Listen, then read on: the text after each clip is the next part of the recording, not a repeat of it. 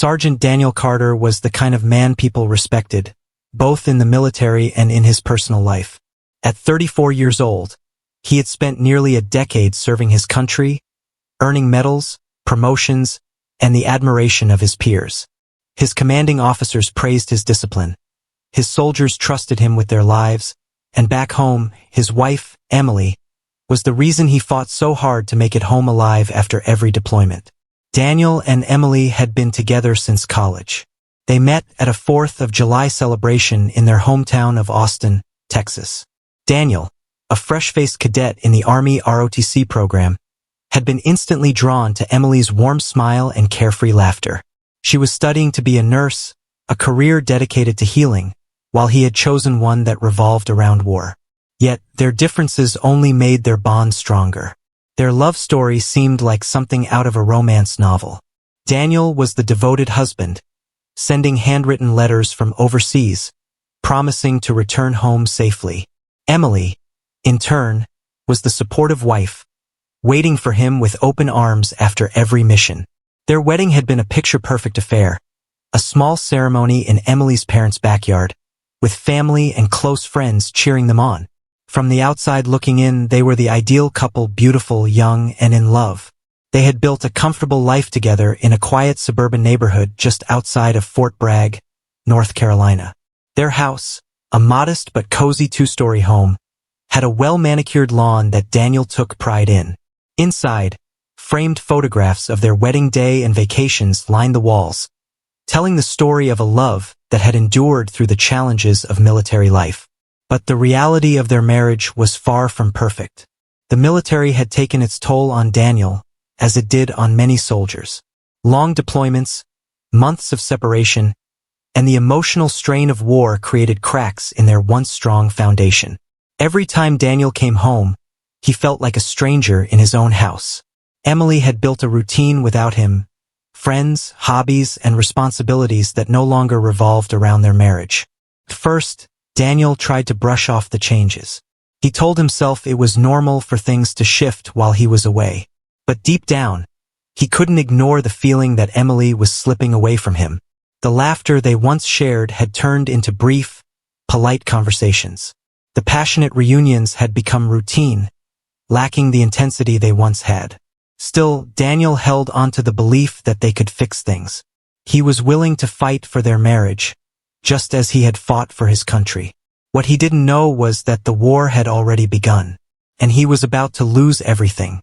Emily Carter had always been faithful, at least that's what she told herself.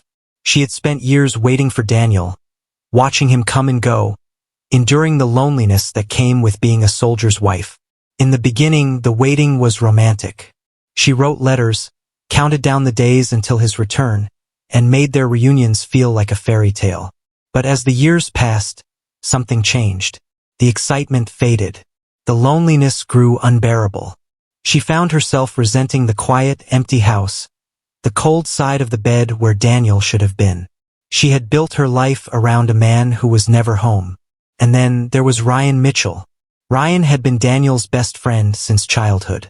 The two had grown up together in Austin, played football in high school, and even planned to enlist in the military together, until Ryan tore his ACL, crushing his dreams of serving. Instead, he built a different life. He stayed in Texas, became a personal trainer, and, by chance, moved to North Carolina years later to open his own gym. When Daniel introduced Ryan to Emily, he was nothing more than a familiar face, a friend from the past. But as time went on, their conversations became longer. Their smiles lingered just a little too long, and their connection deepened in ways neither of them had anticipated. Ryan was everything Daniel wasn't, at least that's how Emily justified it. He was present. He listened. He made her laugh when she felt like crying. He didn't come home with the weight of war on his shoulders, distant and detached. The first time they crossed the line was on a rainy Friday evening. Daniel was deployed, and Emily had been feeling particularly lonely. Ryan had come over to help fix a leaky kitchen sink, a small favor that turned into drinks, which turned into deep conversations about life, love, and regrets. One moment they were talking, the next they were kissing. Emily pulled away, breathless, guilt creeping into her chest like a dark cloud. "We can't," she whispered, her voice trembling. But Ryan didn't stop. He touched her the way Daniel used to, with passion, urgency, and a hunger that had been missing from her life for far too long. That night, Emily betrayed her husband. And once the line was crossed, there was no going back. What started as a single moment of weakness turned into a full-fledged affair. They met in secret, afternoons in his apartment, stolen weekends when Daniel was away on training. They convinced themselves it was harmless, that it wasn't hurting anyone. But deep down, Emily knew the truth.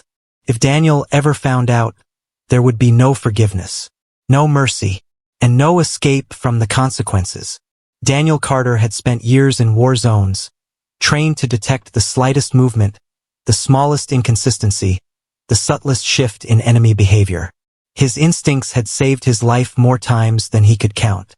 Now, those same instincts were telling him something was wrong at home. He had been deployed for 6 months, longer than usual, and when he returned, something felt different. Emily greeted him with a smile, but there was a hesitation in her embrace. The warmth in her eyes had dimmed. Her kisses felt forced, mechanical. At first, Daniel chalked it up to time apart. It wasn't easy being a military wife, he understood that. But then there were the little things. Emily had always been predictable. She was a creature of habit. She liked her morning coffee with 2 sugars, worked her nursing shifts, came home, and spent her evenings curled up with a book or watching crime dramas. But now her routine had changed. She was staying out later than usual, claiming she had picked up extra shifts at the hospital. She guarded her phone like a classified document, never leaving it unattended, always flipping it face down. She had started wearing perfume to work, something she never used to do. Daniel noticed it all. Then came the biggest red flag, her sudden disinterest in intimacy. Daniel had barely been home for a week, and Emily had already made excuses to avoid their usual passion-filled reunions. She was tired. She wasn't feeling well. Maybe later. Daniel tried to ignore it to give her space. But the more he tried to push the doubts away, the louder they became. Then one night, he woke up to find Emily missing from their bed. He walked downstairs, expecting to see her in the kitchen or on the couch. Instead, he found her sitting in the dim glow of her phone, typing furiously. She didn't hear him approach. "Who are you texting?" Daniel's deep voice shattered the silence. Emily flinched, quickly locking her phone and tucking it away. "Just a coworker," she said, forcing a smile. "One of the nurses needed help with a schedule change." Lies. Daniel had interrogated terrorists. He knew deception when he saw it. He didn't push her that night, but the seed had been planted. His gut told him there was someone else, and he was going to find out who. Daniel Carter was a man of patience and precision. In the military, he had learned that rushing into a situation without all the facts could get a man killed. So instead of confronting Emily outright, he decided to gather evidence, just like he would on a mission. The first thing he did was observe. He started paying closer attention to Emily's movements, her habits, and the way she spoke to him. The more he watched, the more convinced he became that something was off. She was distant, distracted. She took phone calls in the other room. Sometimes, she would leave the house late at night, claiming she needed to run errands, but she never came back with anything. Then, there were the subtle changes in her appearance. She had always been beautiful, but now she was making extra effort. Wearing new clothes, doing her hair differently, using a new perfume that Daniel had never smelled before. It wasn't for him. That much was clear. Daniel needed proof. One evening, after Emily had gone to bed, he picked up her phone. It was locked, of course. She had never been one to use a passcode before, but now she did. That alone told him everything he needed to know. The next day, he followed her. She had told him she was picking up an extra shift at the hospital, but Daniel knew better. He parked a few blocks away and watched as she pulled into the parking lot of a small apartment complex on the other side of town. His heart pounded as he saw her step out of the car, looking around nervously before heading toward one of the units. Seconds later, the door opened, and there he was, Ryan Mitchell. Daniel's best friend.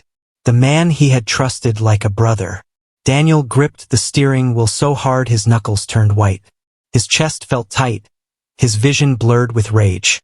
He wanted to storm inside, to tear Ryan apart with his bare hands. But he didn't. Not yet. Instead, he waited. Minutes passed. Then an hour. And when Emily didn't come out, he knew. It wasn't a mistake. It wasn't a misunderstanding. It was betrayal. Deep, unforgivable betrayal. And now there was only one thing left to do. He was going to make them pay. Daniel drove home in silence, his hands gripping the wheel like a vice. The rage inside him burned hotter with every mile. Betrayal was something he had encountered on the battlefield, soldiers turning on their own, informants feeding the enemy intelligence. But he never expected it in his own home. Not from Emily, and certainly not from Ryan. By the time he pulled into the driveway, Daniel had already made up his mind. He wasn't going to confront Emily right away. No, that would be too easy. He needed a plan. He needed to make sure they suffered. The next few days he acted normal.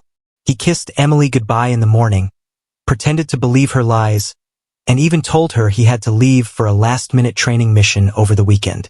He watched as relief flickered in her eyes. She thought she was getting away with it. That only made what was coming even sweeter.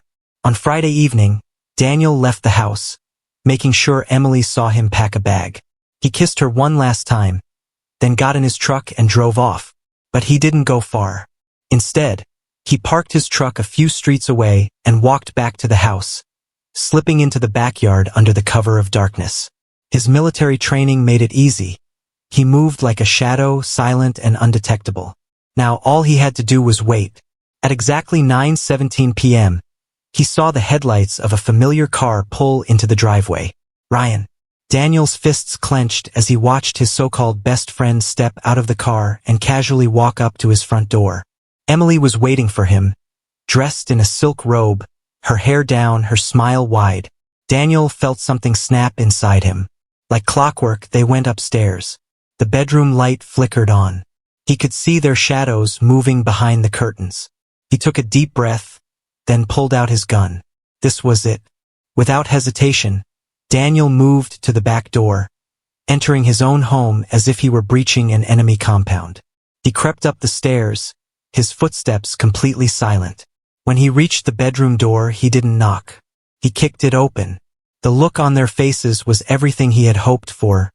Pure terror. Emily gasped, scrambling to cover herself with the sheets. Ryan shot up from the bed, his hands raised in surrender, his mouth opening to stammer out some pathetic excuse. But Daniel didn't want excuses. He wanted justice. Before either of them could say a word, he raised the gun and pulled the trigger. Bang! Ryan's body jerked violently as the bullet tore through his chest. He collapsed onto the bed, gasping for air, his hands covered in blood. Emily screamed. Daniel turned the gun on her. Tears streamed down her face as she shook her head. Please, Daniel, please. But mercy was for men who hadn't been betrayed. Bang! Emily's body went limp, her last breath escaping in a strangled gasp. Silence filled the room. The betrayal was over. Now all that was left was to make sure no one ever found them. Daniel stood in the bedroom, gun still in hand, his breathing heavy. The metallic scent of blood filled the air, mixing with the lingering scent of Emily's perfume. Ryan's lifeless body was sprawled across the bed, his mouth slightly open as if frozen in a final gasp. Emily's eyes, once filled with love, then deceit, and finally terror, stared blankly at the ceiling. It was done. But Daniel knew this wasn't the end. Years of military service had taught him one thing. A mission isn't over until every trace of evidence is erased. He had to move fast. He grabbed a tarp from the garage, spreading it over the bedroom floor. Then, one by one, he dragged the bodies onto it, wrapping them tightly. Blood had already seeped into the sheets, but he didn't panic. He had planned for this. Next, he stripped the bed, gathered the blood-soaked sheets, and shoved them into a garbage bag. He wiped down every surface they had touched, the nightstand, the doorknobs, even the floorboards. But there was one problem. Blood was everywhere. Daniel knew how forensic teams worked. He had seen enough crime scene investigations to understand that even a tiny drop of blood could betray him. So he took his time, scrubbing, bleaching, making sure there wasn't a trace left behind. Once everything inside was under control, he turned his attention to the next step, getting rid of the bodies. The backyard was the perfect place. It was secluded, surrounded by thick trees, and the soil was loose enough to dig without raising suspicion. He had worked on this land for years.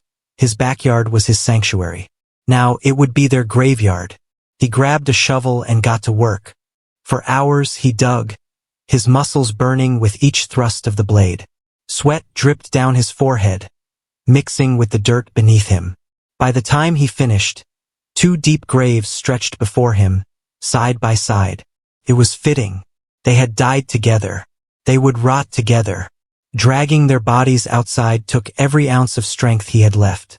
He dropped Ryan into the first hole, his body landing with a dull thud. Then, he lowered Emily beside him, her once beautiful face now caked in blood and dirt. Daniel stood there for a moment, staring down at them. He had loved her. He had trusted him. And they had betrayed him in the worst way possible. Without another thought, he lifted the shovel and began covering them with dirt. With each scoop, their faces disappeared. Their bodies vanished. By the time he was done, there was nothing left but freshly packed earth. It was over, or so he thought. For the first few days after the murders, Daniel felt a strange sense of calm. The rage that had consumed him had burned out, leaving only silence. He went about his daily routine as if nothing had happened. He mowed the lawn. He took out the trash. He even went to the grocery store and made small talk with the cashier. No one suspected a thing. Emily's phone remained in his possession. He sent messages to her friends, pretending she was alive. "Hey, taking some time away. Need a break?" he texted one of her co-workers. It was simple, vague, enough to buy him time. But deep down, he knew it wouldn't last. And soon, the cracks started to show. A week after Emily and Ryan's disappearance, Daniel got his first visitor, Emily's sister, Jessica. She stood on his doorstep, arms crossed, eyes narrowed. "Where's Emily?" she asked bluntly. Daniel forced a tired sigh. "She needed some space. We had an argument, and she decided to leave for a while." Jessica frowned. "That doesn't sound like her. She would have told me." Daniel shrugged. "Maybe she just needed time alone." Jessica's eyes darted past him, scanning the house. "Can I come in?" Daniel hesitated for a fraction of a second before stepping aside. "Sure."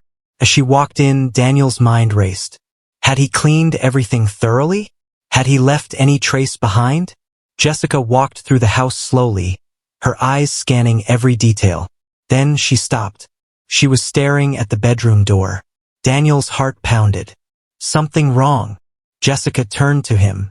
"Why does it smell like bleach in here?" That night, Daniel barely slept. Every sound outside made him flinch. The wind rustling the trees, a neighbor's dog barking, a car driving past the house. It all felt like a warning. He told himself he had done everything right. He had erased every trace of what he had done. But paranoia crept in like a disease. He started having nightmares. Visions of Emily and Ryan clawing their way out of the backyard, their eyes filled with vengeance. In his dreams, they whispered his name, their voices cold and haunting. And then, there was the worst part. The ground in the backyard was shifting. He swore he could see the dirt sinking, the graves settling in a way that made them noticeable. People would start asking questions. And soon, someone would come looking for answers. Daniel woke up drenched in sweat. The nightmares were getting worse. Every time he closed his eyes, he saw Emily and Ryan's lifeless faces staring at him from beneath the soil. During the day, he could almost convince himself that everything was fine. But at night, when the world was quiet, his mind betrayed him. And now, real life was beginning to do the same. It started with the neighbors. Mrs. Holloway, the elderly woman who lived next door, mentioned something casually when Daniel was taking out the trash. "Haven't seen Emily lately," she said, peering at him with sharp, knowing eyes. She always walked the dog past my house in the mornings.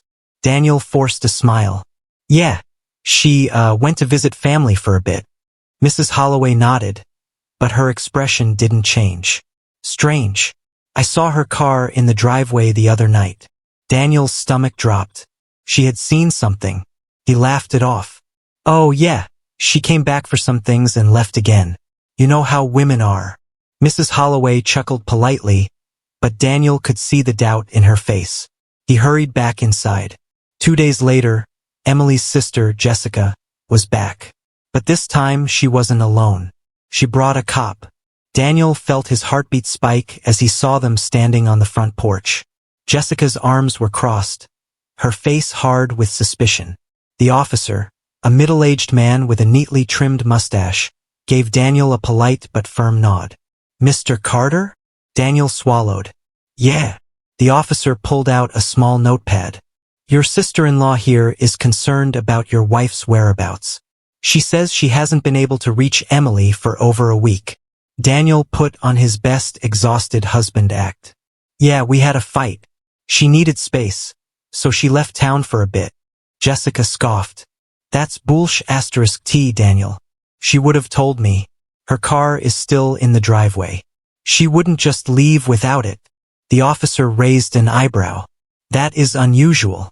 Do you have any way of contacting her? Daniel forced a sigh. She told me she needed time alone.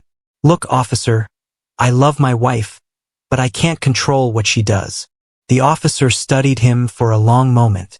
Mind if I come in? Daniel's hands clenched at his sides. He wanted to say no. He wanted to slam the door in their faces. But that would only make him look worse. He stepped aside. Yeah, sure. As the officer walked through the house, Daniel could barely breathe. Every step felt like a countdown to disaster.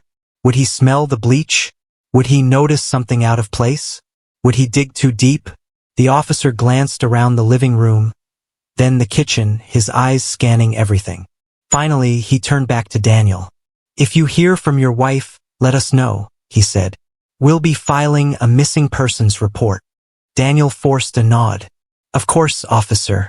I just want her to be safe. But as they walked out the door, Jessica shot him a glare. She didn't believe a word he said. And deep down, Daniel knew this wasn't over. The next morning, Daniel woke to the sound of a car pulling into his driveway. Peering through the blinds, his stomach tightened. Police. 2 officers stepped out. This time, they weren't just asking questions. They had a search warrant. Daniel kept his face neutral as they entered, but his mind raced. Had he missed something? Was there still blood somewhere? They combed through the house, taking their time. Then one officer glanced out the back window. Mind if we check the yard? Daniel swallowed hard. Go ahead. As they stepped outside, he felt his hands tremble. The soil had settled, but was it too obvious? One officer knelt, running a hand over the dirt. This spot looks disturbed. Daniel's heart pounded. They were too close. That night, Daniel barely slept. Every creak in the house made him jump. By morning, he heard it. Digging. Peeking through the curtains, his worst fear unfolded. The police were in his backyard, shovels in hand. Minutes passed like hours. Then one officer suddenly stopped. He turned to the others, waving them over. Daniel didn't need to see it. He already knew. They had found them. The knock on the door came swiftly. When Daniel opened it, 2 officers stood there, guns drawn. Daniel Carter, you're under arrest for the murders of Emily Carter and Ryan Phillips. He didn't resist. As they cuffed him, he saw Jessica standing nearby, tears in her eyes but a look of satisfaction on her face. She had known all along. As they shoved him into the police car, Daniel glanced back at his house, the place where his world had ended. The trial was quick. With overwhelming evidence, DNA, text messages, and witness testimonies, Daniel was sentenced to life in prison. Jessica spoke at the sentencing. My sister didn't deserve this. No one does. Daniel didn't react. He had lost everything. Sitting in his prison cell, he thought back to the moment he pulled the trigger. Was it worth it? Now, it didn't matter. The world had moved on. and he would rot behind bars just like the bodies he had buried.